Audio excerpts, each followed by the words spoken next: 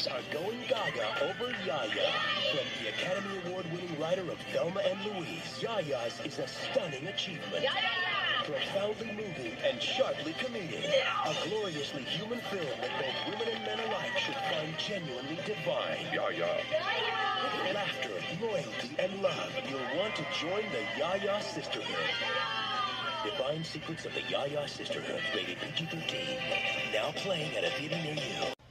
So you have Sandra Bullock as a famous New York City playwright, Cida Lee Walker, who is quoted in Time magazine and infuriates her dramatic Southern mother, and a long-distance fight wages until her mother's friends and the members of the Yaya Sisterhood kidnap Cida Lee and take her home, in quotes, to the South, where they hope to explain her mother's history and to patch up the rift between mother and daughter.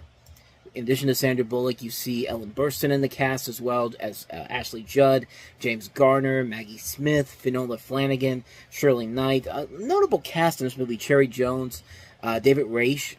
Like I said, a good cast in particular. The movie is fine, I guess. There's nothing really that bad about it. It's not as good as I think they wanted it to be. I think they wanted this to be kind of like the new First Wives Club, or the new Thelma and Louise, because they had the writer of Thelma and Louise, Callie Curry, who wrote and directed the film. But, I don't know. As good as the cast is in this movie, and as good as they do the best they can with the material given to them, the film itself is just okay. There's nothing about it that's bad, per se, but there's nothing about it that's really that good. It's a movie that's specifically tailored for that older female audience. I mean, movies like the people who would like The Book Club, like those type of movies, 80 for Brady, like the movies that kind of insult their intelligence nowadays. But a movie like this, I wish more movies like that were like this movie. I mean, this is a film that, it's fine for what it is. It's not doing anything offensively bad or anything. Sometimes the comedy can work. Sometimes the drama can work. Other times the comedy doesn't work too well. Other times the drama can be very melodramatic and mediocre at times. But like I said, it's not a bad movie. It's just one that I feel like is specifically tailored for one single group of audience, and that is the older female market. I mean, I think maybe younger kids and their mothers and daughters can actually get into it, but I don't know. To me, this is one of those ones that feels like it's trying to go specifically for the older female audience rather than a general public audience in particular. But that's just my personal take on it. Like I said, not a bad movie by any means, but certainly not one that I would say is a recommended watch every time. I mean, for a one-time watch, I think it's fine, but other than that, though, it's just passable. So, see it once, you feel good about yourself afterwards, so not much more to say about that one, so let's go ahead and move on to the second film, the last one we have here, and that is Anthony Hopkins and Chris Rock, a combination we have clearly been waiting for in Joel Schumacher's Bad Company. And the only operative who can help me has been murdered, which leaves us with only one option. My twin brother was CIA? We need you to stand in for him. So when do we start? Now. From producer Jerry Bruckheimer, Rise and shine, Mr. Bowles. and director Joel Schumacher. Hopkins, Don't shoot the bomb! Rock, Don't shoot me either!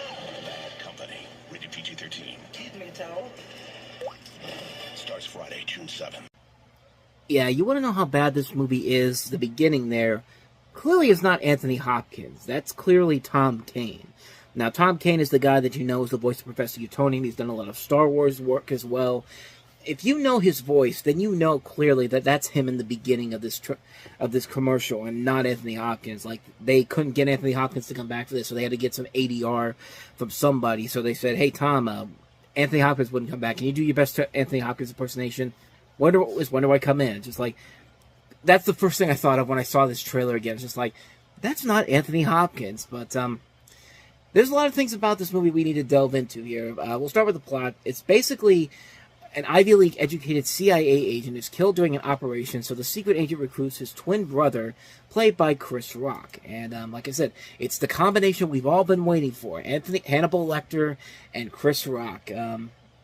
Sure, there's going to be a blockbuster there, and maybe it would be if it had a better script. But here's the funny thing I found out about this: this was actually based off of a script for a canceled sequel to Blue Streak, the Martin Lawrence movie. So it would have been Martin Lawrence and Anthony Hopkins working together, which, I don't know, more I think about it, probably would have worked, but This one is also notoriously known for being the film that's famously connected to the September 11th attacks, because it was the last major production to film inside the World Trade Center.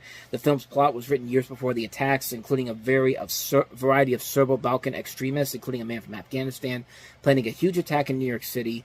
And of course, this was originally intended for a 2001 release, but got pushed back because, obviously, of the events of September 11th. So they put it into the summer. And here we are now with a film that probably had a lot of potential to it. Probably could have worked if there was a better script. But yeah, this is nothing that exciting or that interesting. And it doesn't even know it's promoting itself as an action comedy, but they're not doing a very good job of showing off the chemistry between Chris Rock and Anthony Hopkins like you would with Mel Gibson or Danny Glover or Will Smith and Tommy Lee Jones. Like the combination here, I don't think works very well. I feel like this is just something that Disney clearly wanted to have their own Lethal Weapon. So let's get an Academy Award winner in Anthony Hopkins, and let's get one of the top comedians in Chris Rock, and have them work together in a movie. And the end result here is just a movie that's not that great per se, and really from that PG-13 rating alone, that was kind of the straw that broke the camel's back from the get-go. Especially when they try to add that scene in the end, like, there's a chance you might get to see some boobs, and it's just like, no, it's PG-13. This isn't the 1980s, and this isn't the 1980s PG-13. So yeah, like this, it didn't work for me. It's a movie that I thought it just didn't have enough there to really get it going. A script that was pretty bad, action sequences that really aren't that clever or interesting, and that chemistry between Chris Rock and Anthony Hopkins just isn't there. These are two guys that could work together well if there was a movie that had a good script to it that could put them together in it, but instead, it's a film that's just kind of like, it's just trying to be the next Lethal Weapon and failing miserably at it too. There's not really a whole lot more I can say about this movie in particular. The best I could probably say is that, hey, if you want to see Charlie from It's Always Sunny in Philadelphia as a stoner in here, that's probably the only thing I can give you. But he actually does have an uncredited cameo in this, as does Shea Wiggum, who you recently heard in Spider-Man Across the Spider-Verse as Gwen Stacy's father, who also has an uncredited scene here. Michael Ealy's in it too. So is Irma P. Hall. So is Kerry Washington. So is John Slattery. So I guess there's that. But other than that, I can't really recommend this movie. It's just not an enjoyable film at all. And it's a shame because there was promise there, but bad script, not a good direction overall, and just bad timing altogether. Bad company. It's certainly wasn't bad company around that time, I'll say that.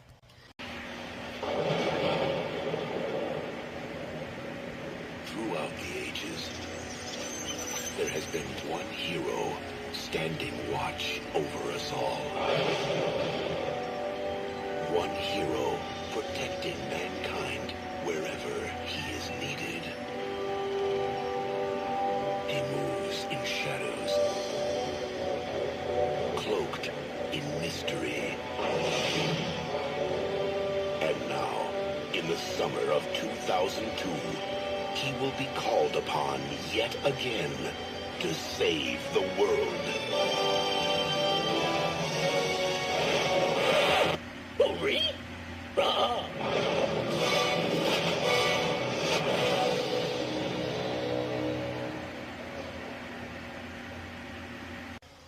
That is one of the greatest teaser trailers you'll ever see, and one of the greatest fake-out trailers ever. I mean, you go into Harry Potter, because that's when this first trailer came out, and you see that, and you think to yourself, are we finally going to see a new Batman movie? Because I know Wolfgang Peterson had been attached to work on a Batman movie. I think it was Batman Year One. It was either that or Batman versus Superman. But imagine being in a theater that day on November 16th, 2001, and you see that trailer come up on the screen. You think it's going to be the Batman movie, and then all of a sudden they just pull the rug underneath you, and it's Scooby-Doo. Like, I mean, people still got excited for it because we still like Scooby-Doo, but yeah, I couldn't imagine what that would have been like in theaters, seeing that in theaters for the first time, and everyone being like, "Oh, it's not a new Batman movie." But I may have just shown you the best thing about this movie, because this Scooby-Doo movie, not very good. Not very good indeed. You have a story here that's... the plot revolves around Mystery Incorporated, a group of 4 young adults and their talking dog who solve mysteries, who reunite after a 2-year disbandment to investigate a murder at a popular horror-themed tropical island resort. You have Freddie Prinze Jr. as Fred, Sarah Michelle Gellar as Daphne, Matthew Lillard in his first, what would be now his permanent performance as Shaggy, Linda Cardellini as Velma, and Neil Fanning as the voice of Scooby-Doo. This was written by James Gunn, too, who, of course, would later go on to create the Guardians of the Galaxy movies. And Raja Gosnell directed this movie, and that should have been the red flag right there, that Raja Gosnell was the man who was attached to direct this. But... you know, the whole idea of this movie was actually much different than what it ended up becoming, because this was supposed to have a much darker tone to it, especially poking fun of the original series and kind of being like the Brady Bunch movie. And it was actually supposed to have sort of a PG-13/R rating to it. There was literally going to be scenes where Shaggy was said to be a stoner. There was a lot of marijuana references. There was also a lot of ideas that, you know, Velma and Daphne were lesbians. Like, it was really interesting to see how that would have played out, but of course Warner Brothers said nope, you can't do that. So you got to make a PG-rated film, and the cast has since joked about it for the longest time that there were a lot of the original adult jokes still somewhere in the film and on deleted scenes and just anywhere in particular. I mean, the stuff is still out there. It's just unfortunately not in the final product, which really hurts the film in the long run because unfortunately. The movie is a really, really not great film. It's a film that's trying to have those little bit of the edges of making fun of itself, like the Brady Bunch movie. I mean, they take a shit on Scrappy-Doo a lot. Like, this movie hates Scrappy-Doo to the point where he turns out to be the film's villain, but that's cool. But unfortunately, what they do with him at the end, not cool. And it's just like we're really doing this with him, I mean, the movie has so many opportunities to actually be something. I mean, this has a good cast to it. Everybody's cast very well. That's probably the strongest thing about the movie are the four leads. Freddie Prinze Jr., Sarah Michelle Gellar, Matthew Lillard, Linda Cardellini. I thought they all did a very good job of handling the roles that they were attached to. It's everything else, though, that really affects the film in the wrong way because it feels like a film that's trying to be more edgier than it wants to be, but the studio is holding it back because they want a safe and marketable movie because, heaven forbid, if we had a Batman Returns scenario again, even though people like Batman Returns, but the CG effects, too, are terrible as well. Like, Scooby-Doo does not look good with the CG. I mean, he looks terrible, and after all these years later, it still looks abysmal. I mean, it still looks incredibly bad. Like it's amazing how bad this thing looks because there's the opportunity that you can make to make a really good Scooby-Doo in CG, but not in this case. I mean, if you do something, I mean, Scoob came close to trying to perfect Scooby-Doo, but unfortunately that movie also has a lot of flaws to it too. But I'm sorry, I'd still rather take Scoob over this thing, right? Easily. I know a lot of people like this movie. I know they have nostalgia feelings for it. I mean, they feel the same way that I kind of felt with the Flintstones movie back in '94. Like, it was also thrashed by critics when it came out, but there was at least more ambition to it, and there was more of the effort being put on the big screen. The script was just the problem with the film altogether. It's a mixture of the script, the studio interference, and the fact that Scooby-Doo looks pretty bad. The CG effects on him look really, really terrible, and he does not look like what we expect a live-action Scooby-Doo version to look like. I mean, you can make a better version of Scooby-Doo than this abomination that shows up on screen here. I mean, it's just a bad film. It's a really, really bad film. Despite the efforts where you could feel like they were close to doing what they wanted to do in the beginning, because they have the people to make it work. They've got a good screenwriter. They've got a great cast to make these characters work. But there's just nothing there because the studio kept getting in the way. The script had to be forced down to being dumbed down to kids, and the effects look terrible. Even for 2002, you expect so much better than this, but unfortunately, this is just the way the film has to play out. I guess it worked in their favor because it was a big hit, and it led to a sequel, and maybe by then they could actually do what they wanted to do with this film, and they're not going to do that. Sorry to give you a little bit of a spoiler for that movie, but we'll talk about that when we get to 2004. But Scooby-Doo. The film I get is the best 5-year-old year. She's got a black accent in South reservation. That's it. The mind-blowing concept that rivals the French connection. And deep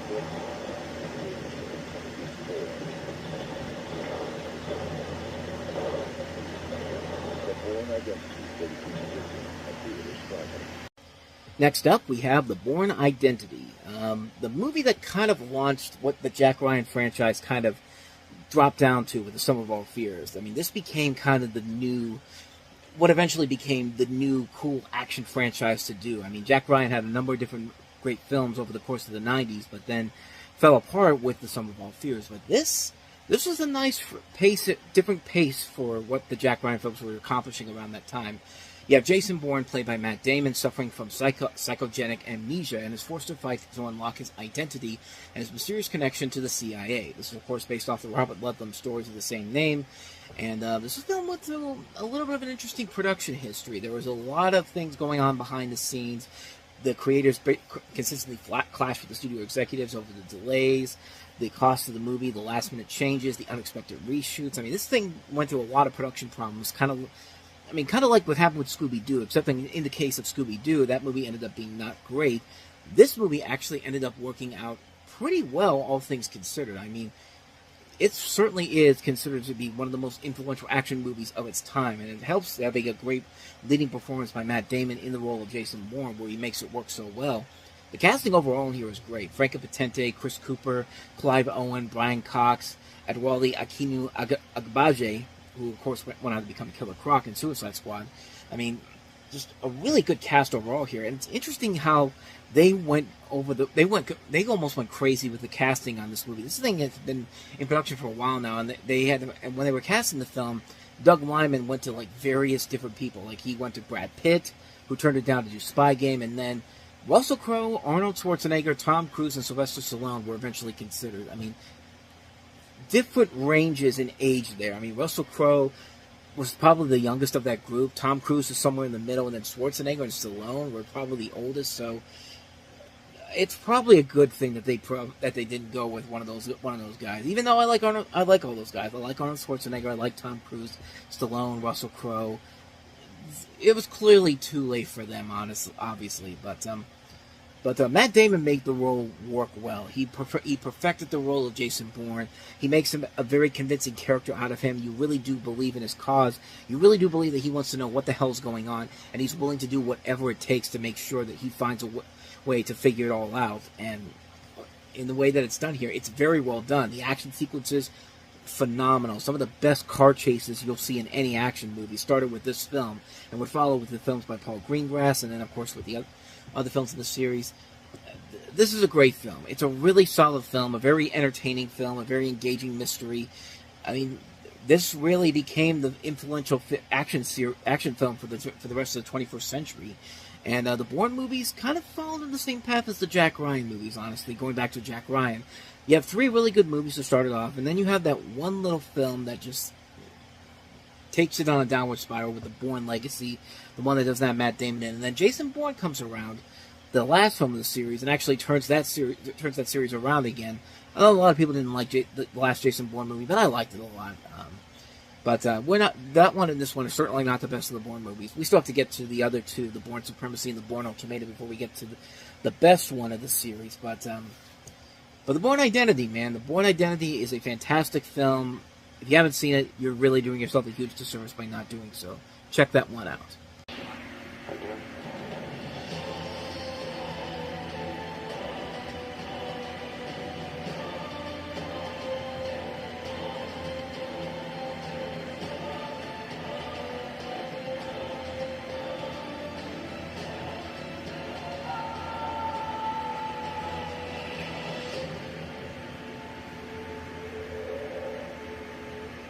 Which brings us to our last movie, and that is the war film Windtalkers, directed by John Woo and starring Nicolas Cage, based on the story of real code talkers from the Navajo Nation during World War II. In addition to Cage, you have Adam Beach, Peter Stormare, Noah Emmerich, Mark Ruffalo, and Christian Slater.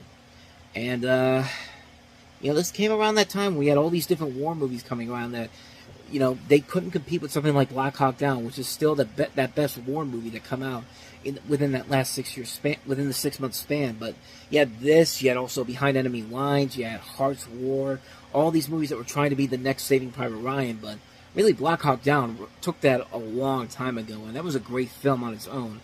This is just it's just a boring movie, man. Like, it's not even a bad movie. It's just a boring movie. And for John Woo, give him credit for at least trying to go back to what made him the famed director that we know him for.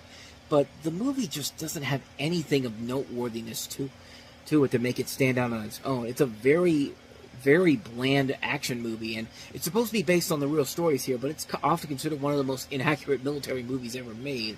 I mean, like, it's on a list with films like the Pearl Harbor and Pearl Harbor, for God's sakes. I mean, if you're on the same list with Pearl Harbor and Flyboys, that's not a good list to be on, unless you're talking about war movies that were released in the 2000s. But no, this isn't one of those lists. And, you know, even the action sequences in here aren't that engaging at all. They're just kind of mediocre, and the film just, it drags on. It's a boring story. You don't really get invested in any of these people whatsoever.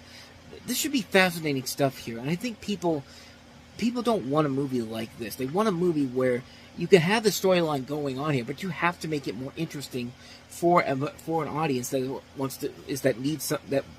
You're putting this out in the summertime. They want big action. They don't want something like a Pearl Harbor again, or even later on down the road with Flyboys. They want something where you can get invested in the characters, you can get invested in the storylines going on here, and this movie just doesn't have that. I mean, it's a film that, I mean, John Woo said he's still proud of it, and I think he realizes that this probably wasn't the way to go with this type of film, especially since 9/11 had just come around the corner. So, I mean, I don't know. Maybe I'm missing something here, but I just see another film that's trying to be the next Black Hawk Down, but it's more like Hearts War or Behind Enemy Lines. Just another war film that's unnecessary and doesn't really deliver anything of a true purpose to itself, except to be the next big war classic, and it's just not there, man. So yeah, that's Wind Talkers. John Anderton arrested this guilty before they committed a crime. I'm placing you under arrest for the future murder of Sarah Marks. Until he saw something he wasn't supposed to see. You're in a lot of trouble, John. Of course you are. Now, to prove his innocence, He set me up. You can't run. he must solve a mystery I have to find out what happened to my life. The FBI found something. and defy the system. Don't trust anyone. Just find the Minority Report.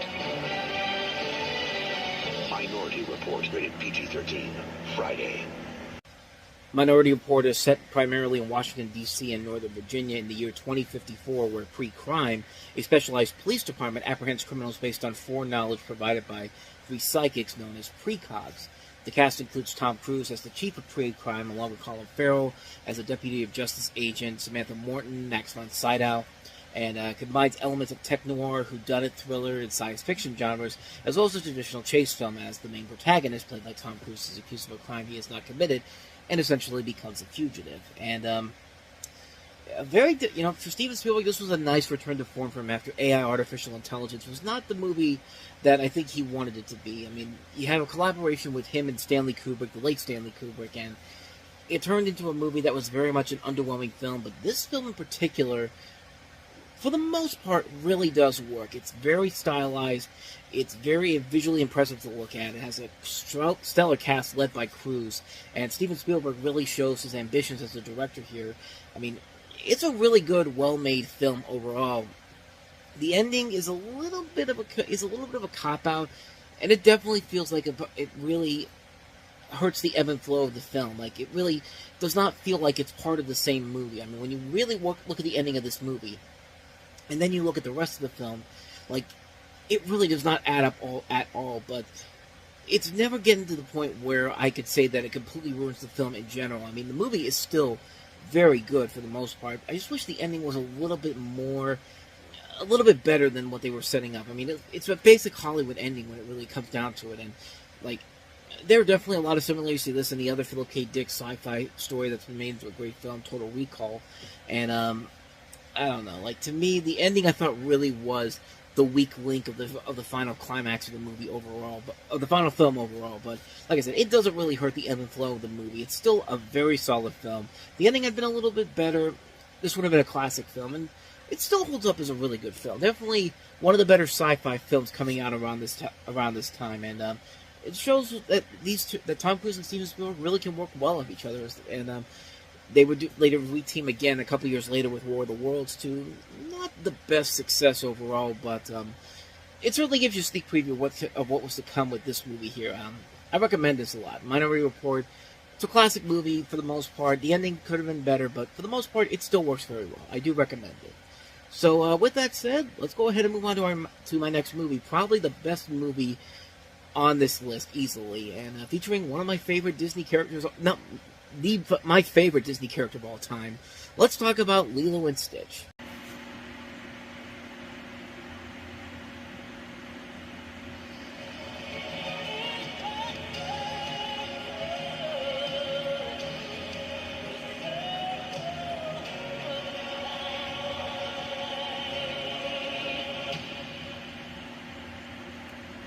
Hey, that's not Simba.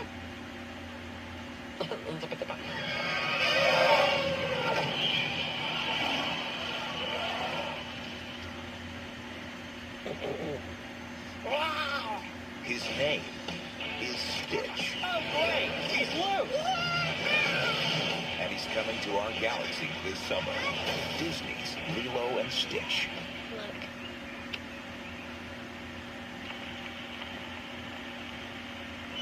You ain't nothing but a hound dog. They never caught a rabbit. You ain't no Coming to theaters this summer. First of all, let's talk about that marketing campaign. I mean, we just talked about in the last episode how Scooby-Doo had a brilliant teaser trailer, and one of the greatest teaser trailers of all time. But man, if you want to talk about one of the greatest marketing campaigns of all time, Disney went all in on Lilo and Stitch. I mean, having him show up randomly throughout classic Disney movies, the second renaissance of Disney animation. I mean, that was one of the greatest marketing campaigns of all time. I mean, see for yourself.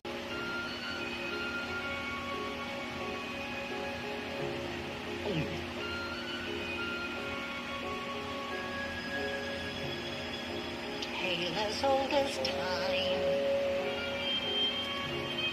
True as it can be. Barely even friends. Then somebody bends.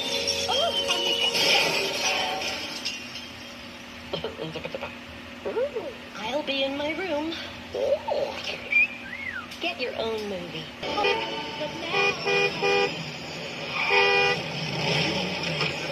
Oh, Bobby. Oh, Bobby.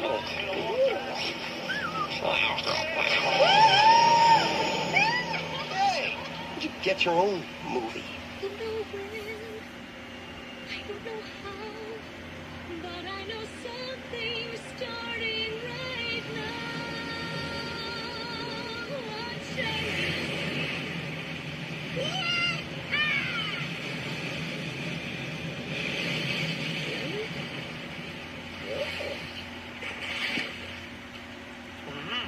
I was singing here.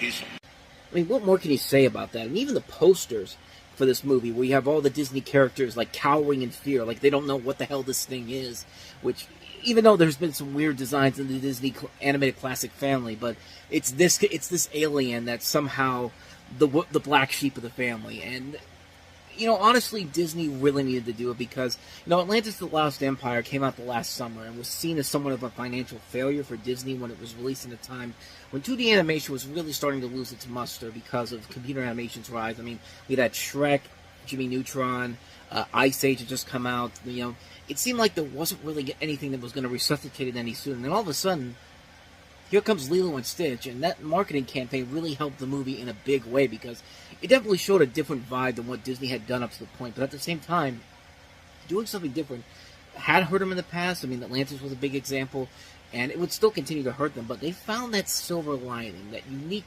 and different silver lining, and it makes it work out into this movie, Lilo and Stitch, which is just... It's one of my favorite Disney movies for a number of different reasons. You've got a story here about, you know, this little creature created by generic experimentation and bound to prison with his evil creator.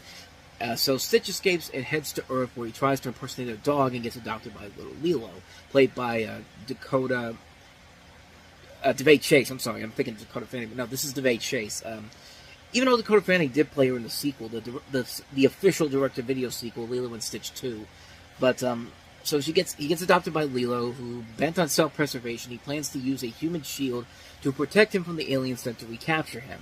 But with a greater purpose, without a greater purpose in life, no friends, family, or memories, Stitch does a little soul-searching and begins to understand the meanings of love and family, and his feelings for Lilo begin to change. You know, the main focus of the movie is Ohana means family. That's the main line of the movie. Ohana means family. Family means nobody gets left behind or forgotten. Butcher the line right there, but this wasn't for Disney. It was a huge step in the right direction. After a couple of little misfires, Lilo and Stitch was definitely more of a welcome return, combining two really great, wonderful characters. I mean, Stitch, I think, is my all-time favorite Disney character. He still is my all-time favorite Disney character. I mean, you know, you ever seen that Scooby-Doo crossover with Supernatural where one of the guys is saying, like, I take a bullet for Scooby-Doo, and, like, I take a bullet for Stitch, man. Like, he's the perfect little collaboration of everything. Like, he's a perfect creation. Like, he's a lovable creature. He looks very well done. Like, he's a lovable creature, but he's also a maniacal killing machine. Not killing machine, but a maniacal violent machine. Like, it appeals to everybody. It appeals to the ladies. It appeals to the guys. Like, if you want to, like, it appeals to the boys and girls. Like, he's a character that really meshes together so well, and he's just a fun character to watch. Like, Chris Sanders does a very good job of playing the character in the movie. I mean, you really do get behind this character on both sides. You want him to find his purpose in life, but you also don't mind him when you see him doing these ridiculously insane, over-the-top action sequences in here. And it's hard not to love this little guy. He's still my favorite Disney character of all time, and you got a really solid story here. A lot of good relationships, not just between Lilo and Stitch, but also Lilo and his sister, who are trying to, you know, it's a great movie where it shows the love and family between the two of them, because they lost their parents, and the older sister is trying to be kind of a motherly figure to her, but their relationship really is not that easy to put together, and the movie does a very good job of handling that. I think Devay Chase and Tia Carrera do a very good job of creating that nice little chemistry there. There's even some good chemistry between the two aliens, Jumba and Gantu. No. I'm getting all these names screwed up here. Jumba and Pleakley, good lord, played by David Ogden Stiers and Kevin McDonald. Good lord, I'm getting all these names screwed up here, but I like their chemistry as they're trying to bring Stitch back to justice. David Ogden Stiers and Kevin McDonald, I think they're very good. The one person I was trying to talk about before, Gantu, the villain, played by Kevin Michael Richardson. I mean, the design is cool. That voice for Kevin Michael Richardson just fits that character so well. He's a fun villain. Like, he's a fun bad guy. Like not the typical Disney bad guy, but like a bad guy that, like, you can kind of get behind him too, because he is trying to do something legit. He is trying to essentially, you know, he's trying to do what his job. Like, he's supposed to go. He's supposed to make sure that this thing does not get away from him, and yet every time he tries to get close, they get away from him. It's just like there's a lot of fun factors about this movie all around, and like, maybe it's because I haven't seen this movie in a while that I have completely forgot. I completely messed up a lot of the names in here, but it's a really good movie. A lot of great relationships going on all throughout the film. A lot of good laughs, some really good animation, mixing in some nice watercolor effects.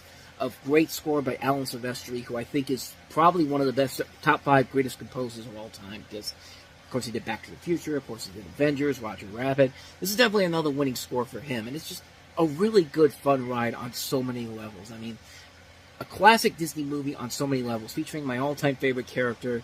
It's hard not to love Stitch. It's hard not to love this movie. Lilo and Stitch, brilliant, brilliant film.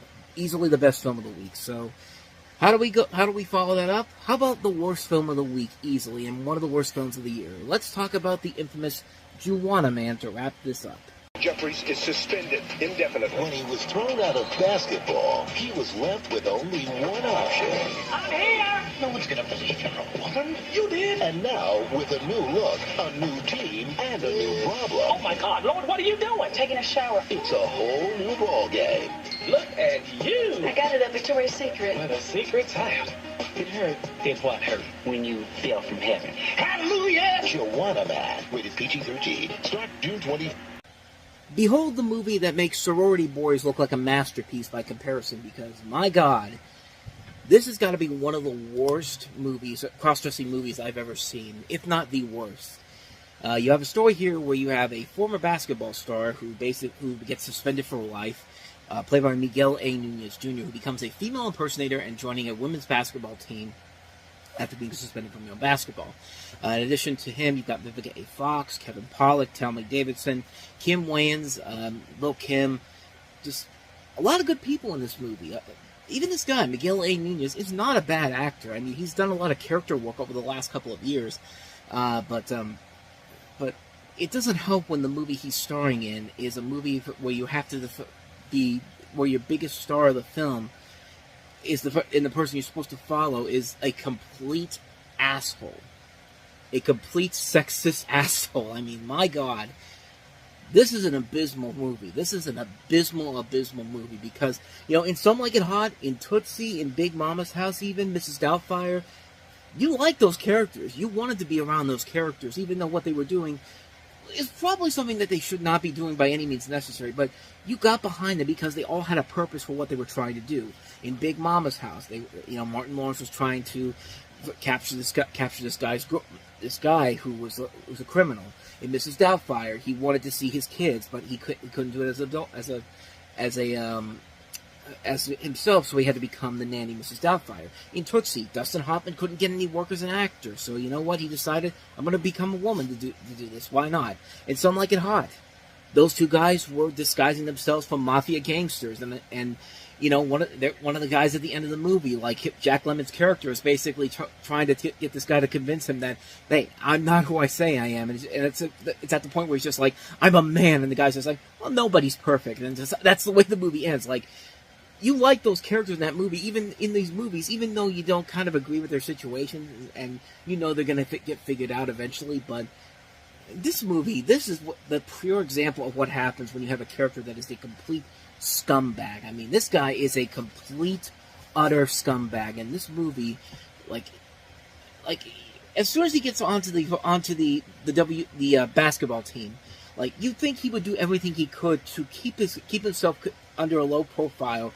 don't do anything to cause attention, but then you see him grabbing asses when they were in the huddle, like, they're in the shower together, and it's just like, they're doing he's doing everything that you should not do in this situation, and he's just making it worse on himself every single time. At least a movie like White Chicks, which is a bad movie, White Chicks knew not to go deep with make those people, make the two guys in there understand their situation. But this guy, he has a situation here where he's trying to continue his career, and yet he's doing everything he can to completely expose himself before anybody even tries to expose himself. And the logic of this movie makes no sense whatsoever. Like, he gets suspended, and then in a matter of hours, he's completely broke, he's jobless, he's homeless, he has to go live with his aunt. I mean, the laws of common sense have to be in this movie in order to make it work. Like, in a certain realm, common sense has to be a big part in this, but nope. And, like, the fact that this team, after everything that he did to them, and the fact that is like, they still were behind him at the end of the movie, and it's just like, no, you should not be behind this guy by any means necessary. I don't care what kind of movie this is. Like, don't get behind this guy and what he did after what he did to you guys. It's just like, nope, we gotta do it because that's just the laws of these movies. It's just like, no, just this. It's a horrible movie. It's a horrible, horrible movie. I mean, there is nothing about this that's worthy of it whatsoever. And, like, it's, like I said, it makes Some Like It Hot look like a master. It makes Sorority Boys look like a masterpiece by comparison. I would rather watch White Chicks again more than Juwanna Mann, because at least White Chicks has more enjoyment factors to it that are so bad it's good. This is just so bad it's bad. Like, it's a terrible, terrible movie. Avoid this one like the plague. Please, avoid this one for the love of God. Trust me, you're doing yourself a huge service by not watching this movie. Avoid this one like the plague. Juwanna Mann. Just don't do it, man. It's not worth it. Longfellow Deeds just went from small town I found out I have an uncle. He gave me $40 billion. Oh, that's nice. to big city. Holy cow. They just met Help, I'm being mugged! Don't worry, I'll get him. the girl of his dreams. He writes greeting cards. I try. Adam Sandler, Winona Ryder, I promise to love you for 50 years more, even when your bosoms sag down to the floor. Mr. Deeds. Mr. Deeds is a remake of the Frank Capra movie Mr. Deeds Goes to Town, which in and of itself is based off of a short story called Opera Hat by Clarence Boodington Kelland. I don't know why I said it like that, but Adam Sandler plays the pizzeria owner who learns that he is the heir of a late multi-billionaire, and also he meets a television reporter wanting a story on him, which of course is going to lead to a romantic relationship, only to realize that she's actually part of a bigger plot against the network that she's working for. And it was one of those Adam Sandler movies that got kind of thrashed when it came out by critics. I mean, a lot of people really did not like it, but it was a big hit financially. It was actually a nice return of form for Adam Sandler after Little Nicky crashed and burned. And, a lot of people didn't like this movie. I honestly don't know why. It's actually a pretty fun little movie. I mean, it's not a great comedy per se, but it's still a legitimately funny film, and there's a lot of elements to it that I think are very funny. I like Adam Sandler in this role, playing more of a laid-down role than what he played in something like Little Nicky. I mean, this is a huge improvement over something like Little Nicky, which is actually, I think, directed by the same guy who made Little Nicky, Stephen Brill. Yeah, this was his follow-up film to that. And, like I said, it's a nice return to form for both of them. I mean, after what happened with that film. But the movie is funny. Like, there are moments in there where the jokes do work very well. There's a great cast for Sandler to work around with. You do buy the chemistry between him and Winona Ryder in this movie. Peter Gallagher, Jared Harris, Alan Covert, John Turturro, very good in the film. Conchita Ferrero from L.A. Law and 2.5 Men is also very good in the film. There's a lot to like about the movie. It's a nice comfort food film. Like, there are still very funny moments in this movie that I still do remember, like the scene where John McEnroe jumps over the truck. I think it was a truck. It was either a truck or a car, and he's like yelling at the car, like, because that's what John McEnroe does. It's like, what kind of car was that? You're an effing disgrace. And the news report, it's a news report, and the news reporter comes back and goes, no, sir, you're a disgrace. Like I said, sometimes the best actor's reading of a line can make lines like that funny. That's a really funny line. There's also another one where, there's a couple of them. Like, I like the idea that one of his feet is, like, completely, like, black, and he can barely, like, feel it. Like John Turturro's his waiter in the movie, butler is what I'm trying to say, and like he stabs his foot with a fork, like with a fire fork, because Sandler tells him that he can't feel any pain, and like he's doing it, and then he goes like, you're sick. Why would you do that to me? And I'm just kidding. Like he pretends like he's hurt at first. And it's just like, no, I'm just kidding. Why would you? But like there's good funny lines in there. Like there's a part in the movie where Adam Sandler's getting like bullied by this guy, and like it's a running gag that comes back later on in the movie where the bully's dad actually calls him up. And, he's talking to him, and then, like, he says, I can't remember what he said. He said something that offended the father, and he just, like, takes his belt out, and the bully's just like, no. Like, the camera angle, and again, acting, the actor's performance in that, just perfect. Like, really, like, that's really funny stuff. There is a lot of funny stuff in this movie. I know a lot of Adam Sandler's movies got a bad rap early on, but most of the early Adam Sandler movies were not terrible. I mean, there was that streak in the 2010s where, yeah, those movies were not that great, and you can definitely see that the novelty was wearing off quickly, but this was still back when those movies were still legitimately funny. There were still a lot of good things about the film. Is it a great comedy? No. There's still a lot of elements to it that are kind of very formulaic and kind of predictable, but the overall film is still overly enjoyable. I still do like this movie a lot, and it's one that I've honestly wanted to go back and watch for a while now. It's been a couple years since I've seen it, but if you watch on TV, you can probably see it on there any time. I've seen it I've seen it on a couple listings for Freeform and FX over the last couple of months, so it is good to know that it is still getting playtime on TV, even though it's been over 20 years, and it's a film that's been kind of relatively forgotten since it's coming out, but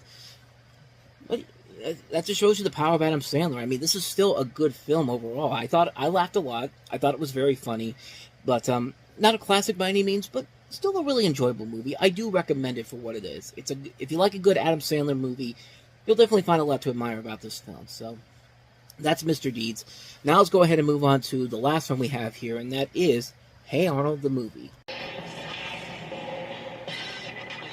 This summer, action has a new name. Art. Hey, Art.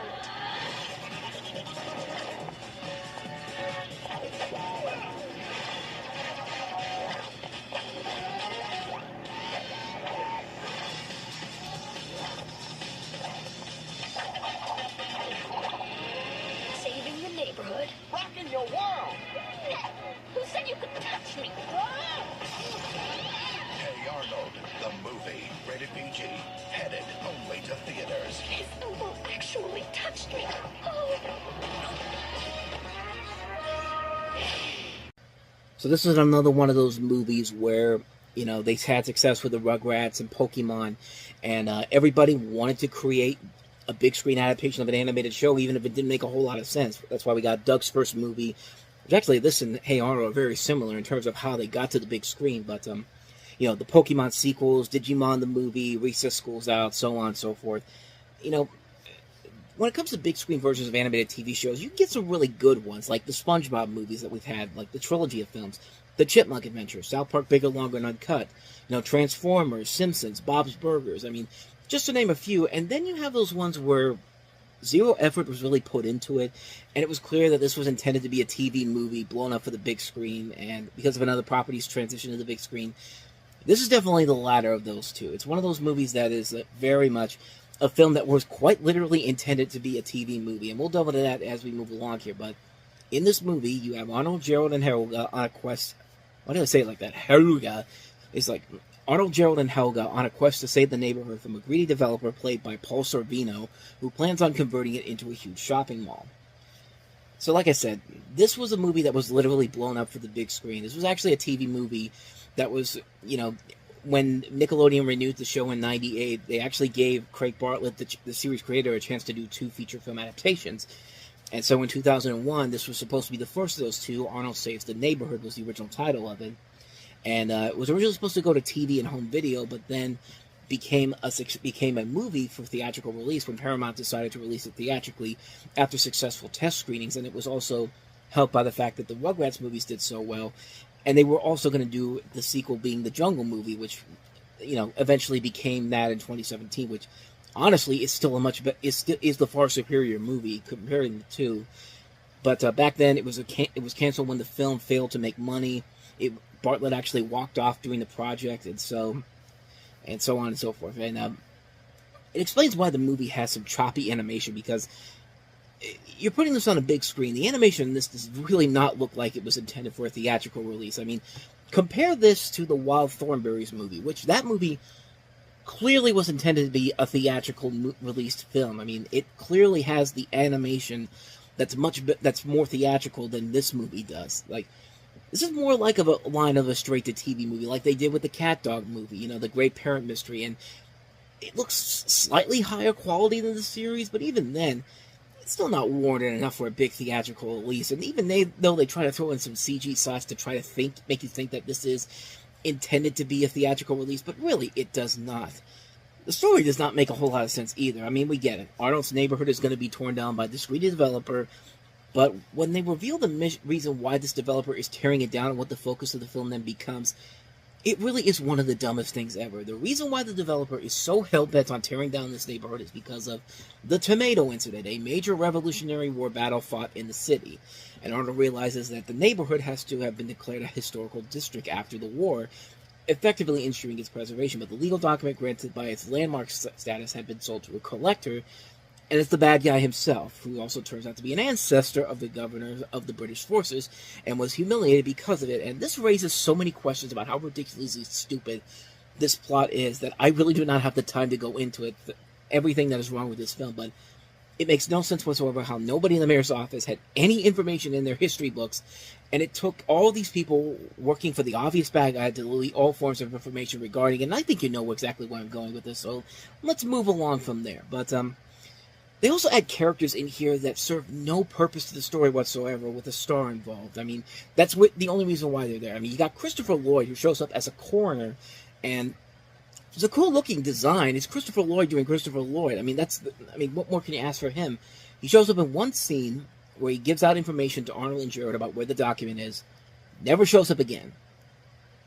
And then you have Jennifer Jason Leigh playing a secret agent who just helps Gerald and Arnold out with weapons and suits, and never returns again to the very end of the movie. No real character development, no real purpose to be there, except that they're big-name stars. Okay, maybe Jennifer Jason Leigh.